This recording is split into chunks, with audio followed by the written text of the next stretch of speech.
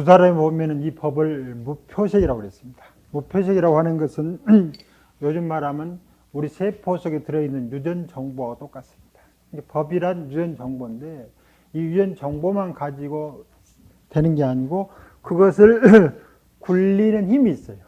그 굴리는 힘이 은데 이 굴리는 힘 자체로 보면은 제7식이 되고 구사로서는 이걸 제7시라고 해야 합니다. 그것이 이제 무표식과 만나가지고 자기 형상, 즉 의미체계로 세상을 떠올리면은 제6식이 됩니다. 그러니까 우리가 삼매수 체험을 하게 되면은 방금 이야기했듯이 인간의 활동에 필요한 정보량은 드러나겠지만 그 밖에 많은 즉 무표색에 즉 법화되어 있는 것들의 힘들은 발현되지 않고 있는 거예요. 그래서 이제 그러면 삼매 체험을 통하면은 의식의 활동이 확장되면서 인간의 의식 구조만 가지고 있는 힘으로 활동되는 게 아니고 이제 3계를 넘나들면서 새로운 세포 세계 속에 잠재되어 있는 세계의 구성물들을 드러내 보인다. 그러니까 가지가지 세계들이 이제 보이기 시작합니다. 그러면서 그 세계로부터 자유스러워져 감들이 이 과정에서 일어나고 있는 거예요. 이것을 수습이라고 해요. 그래서 이제 세포 속 하나하나 들어있는 무표 세계에 의해졌던 중생의 모든 업들이 녹아가는 과정이 수습이라는 거예요. 그래서 바로 이 전 과정이 다 녹아가면 이제 구경의 아라한 불이 되는 거예요. 사담이라고 하는 분은 이제 여기서 힘이 있으니까 선정 체험력이 이제 점점 강해지는 거예요. 강해져 가지고 세계를 확대하는 확장 용도가 굉장히 커지는 거예요. 그래서 이 몸 안에 들어있는 무표색을 다스려내는 힘들이 이제 일렉과하고 또 다른 힘을 가지고 있다. 그래 이분은 더 큰 힘으로서 무엇합니까? 이제 인간 세상으로 한번 와서 부처가 되는 거죠. 근데 그런 사람들도 한번 온다라고 하지만은 실무왕래. 자, 왜냐하면은 오고감이라고 하는 것은 무엇을 기준으로 삼아야 된다고 이야기했습니까? 어제 말했대로 절대평면을 기준으로 삼았을 때 우리가 오고 간다라고 하는 말을 하고 있는데 우주 공간에 딱 떠 있으면은 저쪽에서도 100km 기차로 오고 있고 나도 100km로 기차로 가고 있는데 우주 공간에 자기가 딱 떠 있어 등속도 운동을 하고 있으면은 자기 속도를 알 수가 없기 때문에 즉 비교하는 것이 있을 수 없기 때문에 자기는 정지해 있는 것처럼 느껴지고 상대가 나한테 빠른 속도로 오고 있는 것처럼만 보인다 이 말입니다. 마치 우리가 여기 가서 기차에 타고 올라타고 앉아 있으면은 우리 기차가 출발했는데 우리 기차는 가만히 정지해 있고 옆 기차가 가는 것처럼 잠깐 동안에 착각이 빠질 때가 있어요. 그와 같처럼 우리가 어떤 무엇을 비교할 대상이 사라져 버리면은 어떠한 것이 움직이고 있고 어떠한 것이 사라진지를 알 수가 없는 거예요. 그러면 이와 같이 일확내 정도 되는 힘을 갖고 있는 분들은 어떤 힘들이냐면 바로 하는 우주가 모든 것이 어우러져 있기 때문에 오고 간다라고 하는 것 자체가 형성되지 않는 거예요. 우리는 오고 간다라고 하는 말 자체는 어디에서 어디까지라고 하는 시간이나 공간적 개념을 구성하고 있는 무표세계 법체계 속에서 오고 간다라고 하는 말을 하고 있는데 이분들이 살고 있는 법계 상황에서는 이것이 오고 간다라고 하는 말이 없어지는 거예요. 또 한편으로 말하면 그와 같은 힘을 가지고 있는 사람들은 스스로가 자기 법계를 구성해서 중심으로 우뚝 서 있는 거예요. 근데 실제 우리 우주도 중심이 없어요.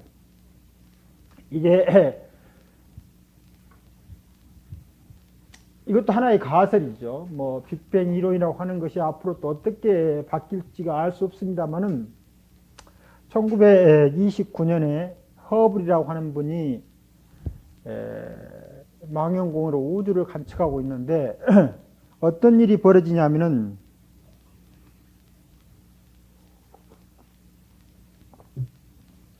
멀리서 오는 빛들이 점점 붉은색이 더 강해져요. 빛이라고 하는 것이 우리 눈에 보이는 가시광 중에서 빨주노초 파남보 해가지고 7색이 있는데 어떤 나라에서는 5색밖에 구분이 안 돼요. 그것은 그 문화적 풍토나 환경에서는 무지개 색이 7개로 안 보입니다.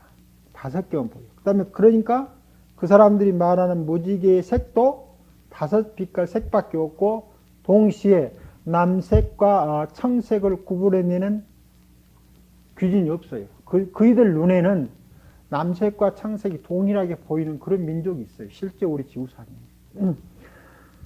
그러니까 그 사람이 태어난 환경과 문화와 눈 구조에 의해서 빛의 파장을 해석하는 코드가 다른 거죠.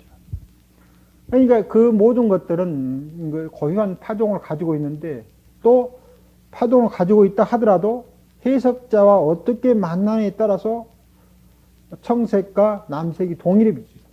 나는 청색과 남색을 구별할 수 있는 그런 파장이 없을 때는 밖에는 청색과 남색 우리 눈으로 보면 있는데 그분의 눈으로 보면 없는 거예요. 그럼 지구상에는 푸른색이 없다든가 남색이 없다라고 이야기를 할 수 있어요. 그분한테는. 안 보여요. 이 파장이 같이 보이는 거예요. 그런데 그것들은 전부 다 이 파장의 크기가 다르는 거예요. 밀도가 다르다. 밀도가. 그런데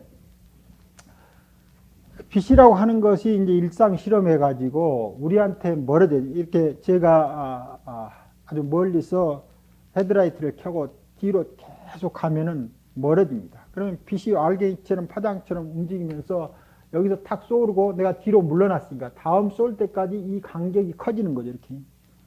이렇게 빛이 후진하고 있을 때 한 정지한 사람이 그 후진한 빛을 보고 있으면 점점 붉어져요. 그 다음에 반대로 이 빛을 켜면서 정지한 사람 앞으로 이렇게 오고 있으면 빛이 전부 다 푸른색을 띠게 돼요. 파장이 좁혀집니다. 그러니까 이것을 붉은색 치우침, 푸른색 치우침. 옛날엔 그것을 적색 편이, 청색 편이 이렇게 했는데 요즘에는 이제 한글로 바꿔 부르기라고 하는 그런 일들을 작업을 하고 있어서 그러는지 붉은색 치우침, 푸른색 치우침 그렇게 이야기를 하고 있는데 소리도 마찬가지입니다. 우리가 어느 정도 속도를 가지고 다가가면은 제 목소리가 공기 중에 밀도가 강해져 가지고 소리가 더 세게 들리고 멀어지면 멀어질수록 공기 중에 그 파장의 밀도가 느슨해져 가지고 소리가 약하게 들려요. 그처럼 빛도 그러거든요. 그런데 이제 그 허블이라고 하는 사람이 1928년에 어디 천문대에서 빛을 계속 관찰하고 있는데 계속해서 붉은색 치우침이 한 우주에서 오는 빛일수록 강력히 있는 거예요. 그러니까 바꿔 말하면 먼 우주라고 하는 건 즉 그 허블이라고 하는 사람은 정지에 있는 사람이잖아요. 그러니까 우주라고 하는 것이 자기로부터 계속 멀어져 가는 거예요. 근데 이제 아인슈타인이 나와가지고 자기 그 상대성 원리를 계산해 보니까 그 식 소개가 우주가 계속 늘어나도록 되어 있는 거예요. 자기 그 수식에. 그 이상하다 이 말이에요. 그 전까지는 우주라고 하는 것이 지금 우리 눈으로 보이는 이걸 정상 우주라고 하는데 이 정상 우주인 것처럼 생각하고 있었는데 어느 날 보니까 자기 수식을 계산해 보니까 우주가 점점 커지고 있는 거예요. 그래서 이제 깜짝 놀라가지고 우주가 커지지 않을 항을 넣습니다. 그래서 그걸 우주상수라고 그러는데 이 우주상수를 넣으니까 이제 우주가 커지지 않는 그런 방정식을 만들어내요. 만일 그분이 우주가 계속 팽창하고 있다라고 하는 예언을 했으면 또 다른 아주 뭐가 됐겠죠. 근데 이제 그 허블이라고 하는 사람이 그걸 발견하고 난 뒤에 아인슈타인 농담 삼아서 내 일생 일대의 가장 큰 실수였다 아마 그런 이야기를 하고 있는데 어쨌든 커집니다. 우주가 이제 계속 커지는 거예요. 그렇다고 하면 어떤 말이 되느냐면 이제 계속 커지고 있다고 하는 것은 어느 순간에는 계속해서 한 점으로 모이는 시기가 있었다라고 하는 것을 예측하게 되는 거예요. 그리고 이 우주가 전체적으로 커지는데 그걸 이제 비유할 때 어떻게 비유를 하느냐면은 이 풍선을 부읍니다. 풍선을 불어가 풍선 바깥에다가 이제 우주 모형들을 그려, 은하 모형들을 그려가지고 하면 풍선이 계속 커질 때 이쪽 풍선도 우주도 커지고 이쪽 우주도 커지면서 전체 간격이 이제 벌어지는 거죠. 그러니까 우주라고 하는 것이 중심이 없어지는 거예요. 그러면서 전부 다 계속 퍼지고 있는 거죠. 그런데 우주는 또 한 방에, 우리는 지구를 생각하면은 우주를 어떻게 생각하면 우리가 이렇게 생각하는 거죠. 뭐 둥글게 어떻게 생각하든지 이 안에도 무엇인가 가득 차 있는 것처럼 그렇게 상상하는데 실제 우주는 그렇게 차 있는 게 아니고 풍선 그 껍질하고 똑같은 거예요. 그러니까 우주를 구성하는 우주 물질이 있는 것이 우리가 풍선을 불면은 그 풍선에 고무 있죠. 고무하고 똑같이 안쪽에도 우주를 구성하는 물질이 없고 밖에도 우주를 구성하는 물질이 없어요. 그래서 우주는 평평하고 납작하는 그 물질의 띠처럼 이렇게 퍼져가 있다. 퍼져 있어요. 그러니까 한 번에 폭발해서 퍼지긴 했는데 이 안에는 우리가 말하는 우주가 아니에요. 이 밖에도 우주는 아니에요. 묘하게 이렇게 판테기처럼 되어 있는 이것만 우리가 말하는 우주인데 이 우주가 계속 커지고 있어요. 그러니까 중심이 이제 없어지는 거예요. 아까 우리가 봤을 때 이 앙내한다라고 하는 말을 하려고 하면은 어디서부터 어디로 가고 어디로부터 어디로 와야 되는데 그 자체가 모든 독자적으로 서 있는 자리가 그것이 우주의 중심이 되니까 내가 이리 움직이면은 여기가 우주 중심이 되는 거예요. 이쪽으로 움직이면은 여기가 우주의 중심이 되는 거예요. 나만 그렇겠습니까? 모든 분들이 그러는 거예요. 그래서 누구라도 한 번도 우주의 중심에서 벗어난 적이 없는 거예요. 그러면 다른 모든 중생들은 상대적으로 우주의 중심에 아닌 것처럼 있는 것이 아니고 누구라도 전부 다 우주의 법계의 주인이 돼서 중심에 섰답니다. 그러니까 사담 정도 수행가가 되면은 이제 이와 같은 것들을 자기가 하는 거예요. 그래서 내가 오고 간다라고 하는 말을 하고 있지만 실제 그 자리가 항상 법계의 주인이 된 자리로 서 있음을 이치적으로 아니고 완벽한 선정 체험적으로 경험한다. 그래서 여기서 큰 자리에 가서 움직이는 게 아니야. 항상 우주를 자기를 중심으로서 우주를 다 가지고 가고 있는 것처럼 그렇게 가고 있는 거예요. 그렇게 해서 이제 잠깐 또 여기를 넘어갑시다만 이렇게 해가지고 이제 우주가 이제 퍼져서 초기에는 이렇게 아주 밀도가 굉장히 높은데 이 우주가 어마어마한 지금 지구만 해도 굉장하죠. 그런데 이 초기 밀도로 가면은 먼지보다 더 작은 하나예요. 그래서 그것이 폭발해서 현생 우주가 되는 거예요. 계속 퍼집니다. 그러니까 우리가 말하면 이런 것은 이제 그 뭡니까 하암에서 말하는 일미진중 함시박이라 하는 그 일미진중 함시박하고 얘하고 좀 다릅니다만은 어떨 보면은 이와 같은 한 곳 속에 모든 우주가 들어있는 거예요. 일미진중 함시박은 이 의미보다는 어떤 의미냐면은 연기적 의미에서 어떤 하나가 쓰려면은 이 하나를 서기 위해서 모든 우주 법계가 방금처럼 중심이 서 있는 것은 모든 법계가 이 하나를 성립시키고 있는 거예요.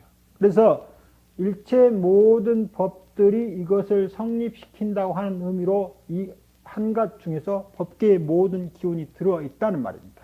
그러니까 이런 식으로 해석하는 게 아니고 연기관계라고 하는 것은 연기이기 때문에 일미진중 함시박이 되는 거예요. 네, 그런 말입니다. 그래가지고 이제 이렇게 커지는데 여기서 이제 폭발이 나가는 거죠. 그러면 왜 이제 그러면 여기도 우주 물질이 없고 여기 밖에도 우주 물질이 없고 이 최초의 순간도 알 수가 없어. 왜 알 수가 없냐면 우리 인지 능력으로 계산이 안 되는 것이에요. 근데 이런 것은 있는지 없는지라고 하는 말을 할 수가 없어요. 그러니까 이 밖에는 우주가 없다라고 하는 말을 못 하는 거예요. 이 상태에 가면은 우리가 물리적 상황으로서 벗어나버려요. 의식 상태로. 그러니까 이런 분들은 이제 아마 이와 같은 무슨 체험을 통해서 보이기 시작했죠. 우리 이제 근래에 이런 우주에 대해서 관심이 가장 많았던 분 중에 한 분이 아마 거의 뭐 드물입니다만은 청화스님, 은사스님이라고 하는 분이 계세요. 그분의 금강심론에 보면은 이런 거 지구에서 달까지의 거리, 뭔 이런 거리를 수식을 써가지고 계산을 전부 해놨는데, 물론 지금에서 말하는 수식 거리하고는 맞지는 않습니다. 그런데 수식 계산은 틀리는 게 하나도 없어요. 거리는 틀리는데 이런 게 다른 설정이 지금의 물리적 사건하고는 다르겠죠. 근데 수학적 계산 과정은 아주 맞는다고 그래요. 어떤 수학자 그러는데, 아마 그분도 이렇게 앉아가지고 산매 체험을 하다 보면은 아마 무엇인가 그런 것들이 자기 그 선정 가운데서 비춰진다. 그래서 그런 것들을 이제 막 남겨놨어요. 그 글이 남겨져 있는 것인데, 물론 오늘 말하는 물리적 세계하고는 다르지만 그분이 그 선정 체험 속에서 경험하듯이 하는데 아마 모르겠습니다. 그러니까 지금 우리 우주에서는 우리가 가지고 있는 의식세계에서는 이것만 경험되지만은 만일에 이제 다른 특정한 상태의 의식 상태에 우리가 들어가게 되면은 이 밖의 우주도 경험할 수 있지 않을까라고 생각합니다. 또 요즘은 그래서 지금 이것은 하나의 우주거든요. 이 하나 우주인데 이런 우주들이 아주 많이 있을 수 있다. 그래서 다중 우주라고 해가지고 우주가 아주 많이 있다라고 하는 이야기를 하고 있습니다. 그렇게 보면은 우리가 말한 요계, 색계, 무색계라고 하는 그런 세계를 뛰어넘는 다른 세계도 앞으로 어찌 될지 알 수 없겠습니다. 그런데 그분들도 방금 말한 대로 왕래한 게 아니다. 왕래라고 하는 것은 시간과 거리라고 하는 것이 인지하는 어떤 주체에 넘어요. 독자적으로 존재했을 때 오고 감이라고 하는 것을 구성할 수 있지만 자신이 항상 중심에 서서 우주 전체를 움직이고 있는 것처럼 하고 있는 분들한테는 왕래라고 하는 말이 해당되지 않는다고 하는 말입니다. 물론 또 한반에는 이 왕래하는 주체적 자아가 이미 소멸됐기 때문에 그냥 그 자리에 서 있을 뿐인 거죠. 왕래한 게 아니고.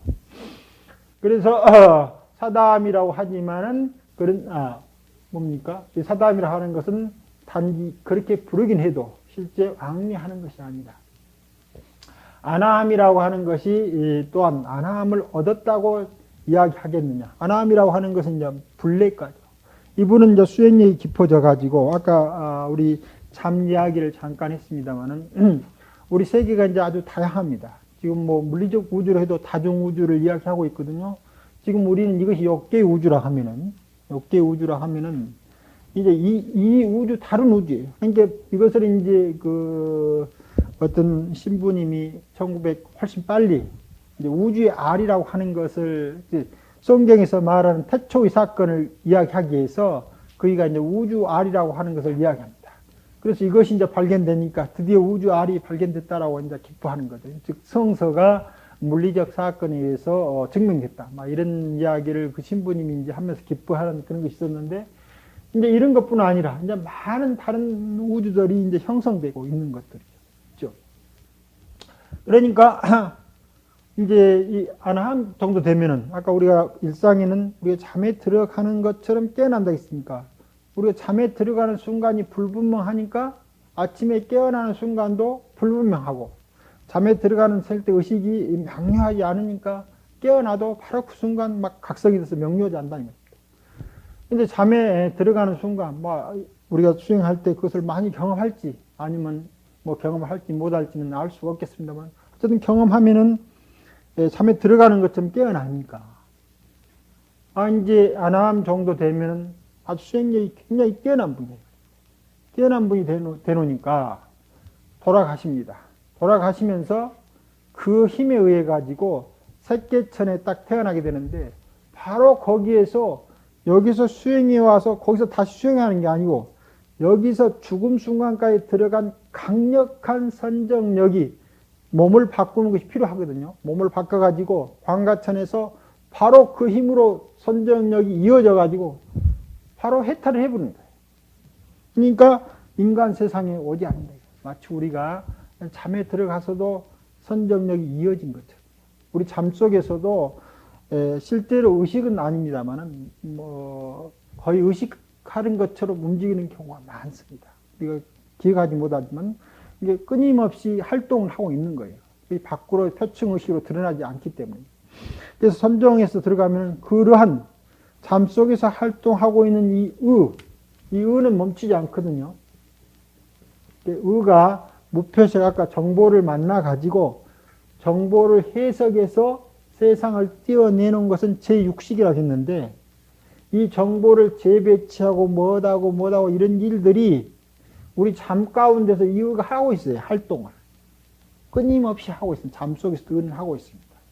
이것을 부산에서 이와 같은 활동 그 자체를 마나스라고 그래가지고 제7식이라고 이름 불러요. 그런데 이제 유식에서 오면은 이 7식의 활동, 이것은 말할 것도 이 7식의 주된 활동이 자아를 구성해내는 힘이라 해서 꼭 끼어가지고 자의식과 제7식을 결부시키는데, 실제로는 이런 상태에서도 의가 끊임없이 활동을 하고 있습니다.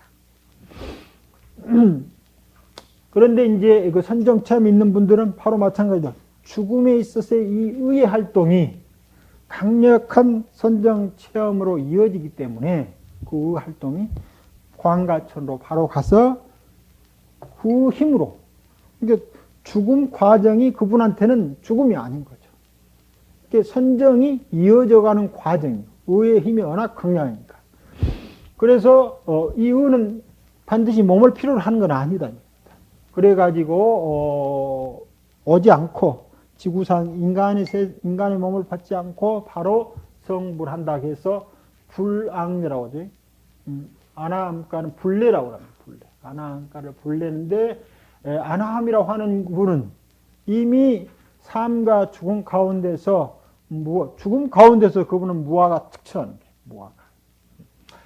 자아가 없는 것을 확실히 알기 때문에 오고 간다고 하는 말은 더 이상 할 수 없어요. 그래서 아나함이 불례라고 이름을 하지만은 참으로 불례라고 하는 것 자체가 소멸되어 버립니다. 왜냐하면 이제 선정 상태에 이제 깊숙이 되면은 점점 이제 뭐가 소멸되느냐면은 이렇게 사건을 재구성해서 자기 식대로 모양을 띄어내주는 의식세계도, 그리고 그것이 의의 독자적으로 자기 격자짓기를 만드는 자의 세력도 전부 사라져버려요. 그렇기 때문에 그 상태에서는 이제 철저히 아하는 사라지고 법계와 함께 된 그런 흐름만 있기 때문에 그런 분들은 인간 세상에 오지 않겠다고 이야기했지만 죽음 상태에서도 이미 아주 선정력으로 흘러가는, 우리는 잠 속에서도 선정력이 힘들어지는데 그분은 죽음 가운데에서도 뛰어난 선정력으로 이건 아마도, 왜냐하면 저도 뭐 경험할 수 없었던 이야기니까요. 아마 그렇게 해서 오지 않을 것 같습니다. 그래서 아나함이라고 해서 이거 불례라고 부르지만 근원적으로서는 주체적 자아가 사라지면서 하는 행동이고 우주적 중심이 돼서 하는 행동이기 때문에 불례라는 말도 맞지 않다. 또 아라한이 나는 아라한도를 얻었다라고 이야기를 하겠느냐? 뭐 말할 것도 없죠. 앞에 수다음부터 제2과, 제3과, 제4과 이르기까지 모든 것이 수행의 주체적 자아로서의 자아가 소멸되어 버렸다. 주체적 자아가 있긴 하는데 그 주체적 자아가 우리가 생각하는 식의 주체적 자아가 아닌 거죠. 그런 것이 사라지기 때문에 얻을 주체로 아특하는, 내가 아라한도라고 하는 얻어질 어떠한 것이 없는 거죠. 그분은 그냥 삶이 아라한인 것이죠. 내가 아라한도를 얻어가지고 아라한이 된 게 아니고, 내가 깨달음을 얻어가지고 깨달음을 된 게 아니고, 그의 삶 자체가 통째로 이제 아라한이 된 거예요. 그래서 살아있거나 잠을 자거나 죽음이나 하는 모든 것들이 아라한이 됐기 때문에 그이한테는 삶과 죽음과를 가릴 수 있는 어떤 것이 없어져 버린 거예요. 그래서 생사를 완벽하게 넘어서는 거예요. 우리는 잠과 생시가 구별되고 삶과 죽음이 구별되지만은 아라한이 완벽히 되면은 그 삶 자체가 이미 삶과 죽음과를 구별할 수 없는 그런 형태가 이제 된 것이죠. 이미 그 상태에서. 그래서 아라한이 되면은 생사 없는 세계를 살게 되기 때문에 얻어야 할 아라한 도가 따로 있는 것이 아니죠. 왜냐하면은 실무유법이다. 실무유법이다. 이제 얻어야 할 법이 없는 것을 확실히 말하는데 여기 이것이 무엇입니까? 금강에서 말하는 공이다. 공. 공이고 실무유법. 실무유법입니다. 실무유법. 그러니까 아라한이 되면은 우리가 말하면 공성에 쭉 들어가 있다. 그런데 이 공성이라고 하는 것은 어제 이야기할 때 이 자석 이야기를 잠깐 다시 또 해보죠. 자석 성향이 있고 자석 성향이 이제 없어진 상황이죠. 이건 있고 없어진. 그런데 우리는 어떨 때만 보느냐면은 이 있고 없는 이 양쪽을 한 번에 경험하는 영역에 들어가지 보지는 못했기 때문에 있으면 있고 없으면 없는 것밖에 모르는 거예요. 그런데 이것을 의도적으로 넘나들 수 있는 힘을 가지고 있으면은 이런 상태에 대해서 있음과 없음의 경계 지음에서 이 상태가 녹아나는 거예요. 전에 한번 이야기했을 때 물질과 반물질을 이야기했거든요. 이 물질과 반물질이 만나면 순수한 에너지 상태로 변해본다. 그 에너지가 요동을 치게 되면은 물질과 반물질이 함께 나오게 됩니다. 마치 유와 무가 이 자리에서 함께 나오는 거예요. 그러다가 유와 무가 만나면 이 자리에서 함께 사라지는 거예요.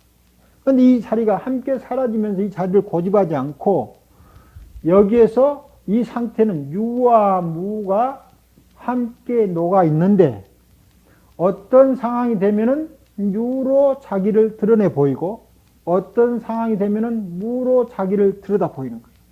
그런데 우리는 이걸 경험하지 못하니까 유가 우리인 줄, 또 유의 상대된 무가 우리인 줄 착각하는 거예요. 그런데 공성은 이러한 상황을 완벽하게 경험해서 인연 따라서 유로, 인연 따라서 무로 자기 나툼을 자유자재로 하고 있는 거예요. 그래서 이 상태를 항상 같이 끼고서 유가 되고 이 상태를 항상 같이 끼고 유가 되기 때문에 무적 상황으로서 우주가 있는 것도 아니고 유적 상황으로 우주가 있는 것이 아니고 이것이 전체가 어울려져서 있는데 어울림의 특성은 마치 공과 똑같이 되어 있는 거예요. 어울림은 공과 똑같이 되어 있어요. 그래서 그 삶은 실무유법, 즉 윤이 무, 우리가 크게 대칭되는 유법이나 무법의 상황으로서 존재할 어떤 것이 없는 거예요. 근데 우리는 이것만 보기 때문에 법이 있는 것처럼 보이지만 아라한이 되면은 바로 이와 같은 자리를 항상 걷고 있는 삶을 유와 무가 함께 녹아나 있는 그런 삶들을 살면서 한 발 한 발 내딛고 있다. 그러니까 그분한테는 법이 있지만 법이 있는 자리에서 법이 없는 것을 내보입니다. 아마 육조단경을 보고 있으면 제일 뒤에 보면은 이런 말들이 나와요. 어떤 말이 나오느냐 하면은 이제 그 대치법 할 때 나오는 이야기인데 유를 가지고 와서 묻거든 무로 대답을 하고 무를 가지고 와서 묻거든 유로 대답을 하고 뭐 동으로 가서 가지고 오면은 서로 대답을 하고 이렇게 얘기했다. 그러니까 유와 무가 상대돼서 유를 상대해서 무로 꺾으란 말이 아니고 이 대답을 하는 사람 가운데서는 유무가 관통돼서 항상 유와 무가 그 자체를 보이고 있되 그 자체가 무화된 자리를 보여주도록 하는 말이에요. 무가 아니죠. 무화된 자리를 보이게 만드는 거예요. 그러니까 언뜻 들으면 반대되는 것만 가지고 이야기하면 법문이 다 되는 것처럼 보이지만 그것이 아니죠.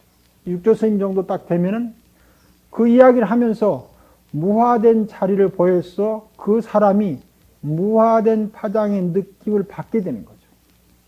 그러니까 우리가 그냥 유를 가지고 와서 가지고 온 사람한테서는 무를 말하고, 무를 가지고 온 사람한테는 유를 말하고, 이게 대치법이 있어요.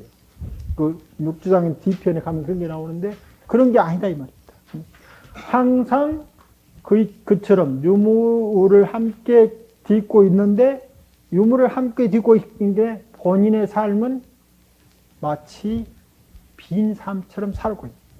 그러니까 아라한 되면은 이제 여기는 뭐 수행이라고 하는 선정이라 하는 것이 남아 있어 가지고 그 힘에 의해서 삶과 죽음을 이어가고 있지만은 아라한도 되면 이제 삶과 죽음이 완벽한 일통돼서 어디에 있든지 생사 없는 삶, 즉 공성의 삶을 내딛고 있기 때문에 거기에는 어떠한 법도 존재할 수 없다.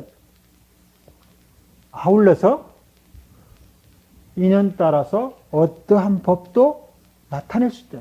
다만 그것 자체가 뭐가 됩니까? 공성입니다. 그와 같은 것을 아라한이 한다. 그러니까 만약 아라한이 스스로 생각하되 아라한도를 얻었다라고 하면은 이것은 아인 중생 수다가 됩니다. 즉 아상인상 중생 수사상에 집착한 것이 된다. 왜냐하면 공성 그 자체는 실제 따로 있는 게 아니고 공성이라고 하는 것이 따로 있는 게 아니고 이와 같은 인연처에서 유무가 혼용되면 공처럼 나타나는 거예요. 그 다음에 어떤 인연이 되면 무처럼 나타나는 거예요. 어떤 인연처럼 유처럼 나타나는 거예요. 그래서 공성이나 무나 유가 실상에 있어서는 하나로 관통하고 있어요. 유가 공성이 아니고 무가 공성이 것도 아니며 무가 공성이 아니고 유가 공성인 것도 아니며 이 유무가 통합돼 가지고 공성인 것도 아니에요. 그래서 구자 무불성을 할 때 어떻게 무를 보느냐 하는 그 무자 십종경 같은 보면은 무로도 보지 마라, 무엇으로도 보지 마라 그런 말 하죠. 바로 그런 거예요. 왜냐하면 무일 때는 무 그 자체가 공성이 되는 거고 유일 때는 유 그 자체가 공성이 되고 공일 때는 공 그 자체가 공성이 돼서 언제라도 공으로서 자기 표현이 가능한 것이 공성이라. 공성이라고 하는 것은 따로 있는 게 아니에요. 그러면 유무 밖에 공성이 있는 것이죠. 이 말은 이 전체를 살면은 이 전체가 마치 여기 있을 때 유무가 해체되듯이 전체를 살면은 이 전체가 바로 공성이 돼요. 그래서 반야의 공이라고 하는 것은 동시 전체로 사는 자기 삶이다. 그러니까 모양 있을 때는 모양 있는 대로, 모양 없을 때는 모양 없는 대로 그 자체가 동시 전체가 되면 이 전체가 마치 이 만남의 자리에서 무화된 것처럼 있는 거예요. 그래서 전체로 사는 것은 무엇입니까? 무심으로 사는 거예요. 그래서 뭐 삽니까? 무념으로 사는 거예요. 그래서 무심, 무념을 이 종이라고 하는 육조단경의 말이라고 하는 것은 바로 온 삶을 살아라. 온 삶. 어떤 삶을 사는 게 아니고 온 삶을 살아라고 말하고 있다. 그러니까 온 삶이 아니면은 뭐가 됩니까? 아인 중생 수자상을 갖게 되는 거예요. 설사 이와 같은 삶을 살았다 하더라도 여기에 비오는 삶이 있으면 그이는 아상인상 중생 수자입니다. 조금이라도 이게 우리 번뇌망상이 조금이라도 남아있으면 실제로 무심이나 무념이 안 된다는 겁니다. 이것을 미세망상이라고 그러는데 미세망상이 던진돼야만 그때 비로소 돈오라라고 하는 말을 하고 있다. 그래서 육조단계에서 말하는 돈오는 이 무심과 무념인데 이 무심과 무념은 동시 전체 삶을 살기 때문에 유로도 무로도 그 자체가 완벽하니 전체의 삶이 된 것을 일러서 돈오라고 합니다. 여기에는 조금이라도 자기 삶에서 떨어져 나간 미세망상에 어떠한 번뇌도 자리 잡을 것이 없는 것입니다. 이와 같이 조금이라도 남아있으면 그것은 아상인상, 중생상, 수사상이 되기 때문에 무심으로 삶을 살고 무념으로 살면서 유가 오면 무로서 전체를 드러내 보이고 무가 오면 유로서 전체를 들여다 보이면서 자기 스스로는 무념이 되어 있고 무심이 되어 있는 그런 상태입니다. 그런데 실제 선정하다 보면은 정말 이제 무념, 무생이 있는데 이것은 선정 상태에서만 그런 상태를 하면 그가 깨어났을 때 실제로 유무의 양변에 떨어지는 경우가 왕왕 있다 이 말입니다. 실제 호흡도 끊어지고 아무 생각도 사라지는 그런 선정 체험을 하더라도 방금처럼 유무에 자제하고 왕래의 자유로운 삶이 아니면 그것은 특별한 선정 체험을 했던 것은 인정되지만 무심이나 무념은 아니다. 선정 가운데 무념에 들었더라 하더라도 그것은 무념이 아닙니다. 아직 미세망상이 돈단되는 것이 아니기 때문에 본어적 상황이 아니다. 그래서 그와 같은 사람은 부처님께서 무쟁삼매를 얻은 가운데 제일했대요. 무쟁삼매. 왜냐하면 쟁점이라고 하는 것은 유무를 갈라놓은 데서 쟁점이 생기는 건데 만나는 장마다 이것을 통째로 살아버리니까 그 가운데 다툴 수 있는 요건이 상실되는 거예요. 유를 가지고 있는 사람은 무와 상대했을 때 다툼이 일어나고 무를 가지고 있는 사람은 유와 상대했을 때 다툼이 일어났는데 유무를 함께 걷고 있는 사람한테는 어떠한 다툼도 일어날 수가 없는 상황이 돼서 그와 같은 분들을 뭐라고 부르냐면은 무쟁삼매인 중 가장 뛰어난 사람이다. 그리고 그런 사람들을 모든 욕망으로부터 벗어난 사람이다. 자, 한 곳이라도 부족한 곳이 있으면 이것을 채우려고 하는 것이 욕망입니다. 그런데 그 삶 자체가 완벽하니 동시에 중심이 돼서 전체로 살고 있으면은 자기를 채우려고 하는 욕망 구조가 사라지는 거죠.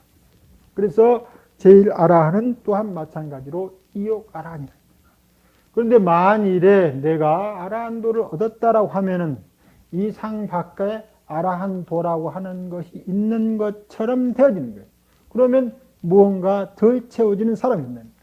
그래서 아라한이 되면 전혀 그런, 물론 수다원만 돼도 그런 생각을 하지 않는데 아라한은 더 말할 것 같아요. 그러나 수다원은 아직 이와 같이 완벽하게 무심과 무념의 유무를 통과하는 전체적 삶은 아직 되어 있지 않는 사람들이죠. 미세망상이 다 끌어진 본어적 상황이 연출되지 않았기 때문이죠. 그래서 그런 생각을 하지 않았기 때문에 그래서 모든 욕망으로부터 떠나간 아라한이다. 자, 욕망이 나왔죠. 이욕. 이욕이 뭡니까? 법이죠. 법. 그러니까 아라한이 되면 법계의 흐름과 더불어 완벽한 일치되는 거예요. 이 이욕전, 이 법이라고 하는 것이 뭡니까? 부처님 법도 되지만 나중에 법신의 법도 되는데 이것이 법계적 의미가 있다. 이욕이라고 하는 것은 법계는 하고자 함을 개체적 삶으로서 하고자 함을 완전히 떠나가지고 우주가 조화적 형태로서 자기 삶을 안고 있는데 그 말이 뭐냐면 조화를 이룰 때 육조스님 말처럼 무가 오면은 유로서 조화를 시키고 유가 오면은 무로서 조화를 시켜가지고 그 삶을 전체 되게 하라 라고 하는 말이다. 그러니까 이욕이라고 하는 것은 삶 그 자체가 이미 법계로서 전체되어 있는 것을 의미합니다. 그래서 그런 생각을 가지고 있지 않기 때문에 부처님께서 저더러 이욕 아라한이라고 하지 않았습니까? 라고 한 대목입니다. 만약에 여기까지 나오네요. 제가 그런 생각을 지면은 아라한을 얻었다고 할 수도 없고 그러면 세종께서는 저더러 이 아란나행을 즐기는 사람이라고 하지 않았네. 이 아란나해가 적정처죠. 자, 방금 또 입주단경 이야기를 잠깐 넘어가서 무가 오면은 유로 만나서 조화를 이루니까 무유가 만나 조화를 이루니까 공이 되고 유가 오면은 무를 만나서 공을 이루니까 모든 사람들이 항상 공으로 적정된 적정이 되는 거죠. 적정은 무유가 만나서 고요함을 이루는데 이때 유무에 완벽하니 깨어 있어야 되는 거예요. 그래서 적과 성이라고 하는 것이 함께 이루어집니다.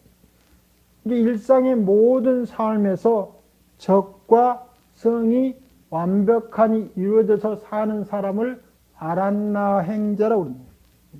적정처의 삶을 사는 사람. 어디 가서든지 그 삶이 유무를 통과해서 공성으로 자기를 낮추는 사람을 아란나행을 즐기는 사람이라고 한다. 더구나 그러니까 다툼도 없어지고. 왜? 그 삶을 통해서 조화로움을 연출해내기 때문에. 그러므로써 보리야 아란나 행이라고 행하는 이 행이라고 하는 가늠파죠. 또 인식하는 방향이죠. 이 방향성이라고 하는 것이 사라지는 거예요. 왜 방향성이 사라지냐면은 이것이 어떠한 상황에 만나서 어떻게 되느냐 하는 것은 그 상황에 의해서만 연출되는 것이지 내가 지금도 내일도 모레도 동일한 흐름을 어떤 그 지향성을 가지고 흘러가지 않는다. 그러니까 전체가 적정초로 만드는 사람은 그때마다 인연에 완벽하니 깨어있어야 돼. 인연에 완벽하니 깨어있은 것을 뭐라 하냐면 성성이라고 합니다. 성성. 그걸 관이라고 그래요. 인연에 완벽하니 깨어있으면서 그 인연처를 조화롭게 만나서 적적하게 하는 것을 뭐라 하냐면 지라고 해요. 그래서 아란나행을 즐기는 사람은 지관이 완벽하니 구축되는 사람을 만났기 때문에 특별한 방향으로 무엇을 행하는 게 아니다. 지에서 보면 완벽히 그쳐 있으며 관에서 보면 모든 인연의 흐름에 따라서 함께하고 있는 거예요. 그래서 그것을 아란나행을 적정을 즐기는 사람이라고 말한다라고 이야기를 하고 있습니다. 오늘 여기까지 마치겠습니다.